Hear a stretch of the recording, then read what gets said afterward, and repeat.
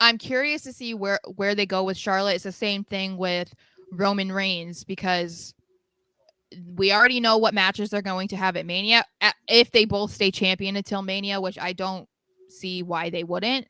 But I saw a really good tweet that had a theory about Roman, and I want to talk about that later. So we're just gonna have to remember. No, not that one.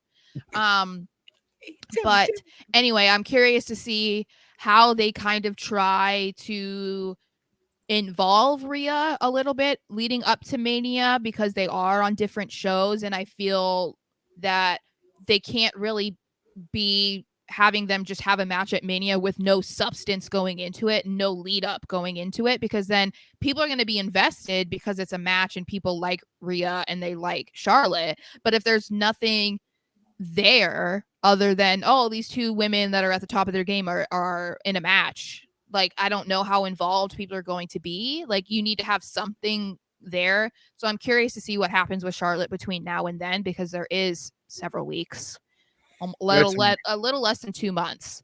Any other thoughts? No, I just I'm ready for the Charlotte Rhea feud, and would like to see a babyface Charlotte go up against a heel Rhea Ripley. I want to ask you, how do you feel about babyface Charlotte? She's got to work on it. I don't love it. I don't love I don't it. It does either. not come naturally for her, It doesn't, and which is weird. it's Because weird usually, because she's but very that makes you heel. wonder, is she not really that nice in person? And that's why it doesn't come natural, because it seems like the people who are like really nice, it's more difficult for them to play a convincing bad guy. So you don't really see this that often, where someone is having a hard time playing a good guy. That doesn't happen a lot.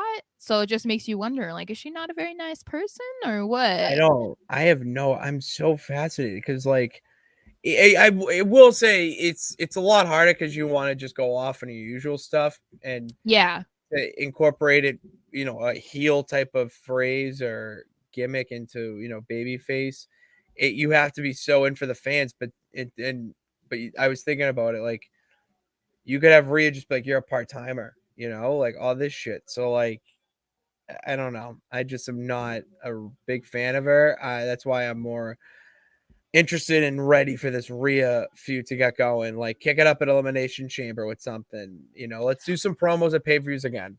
I miss I those. think that maybe she could be better if she was feuding against a legitimate top tier heel.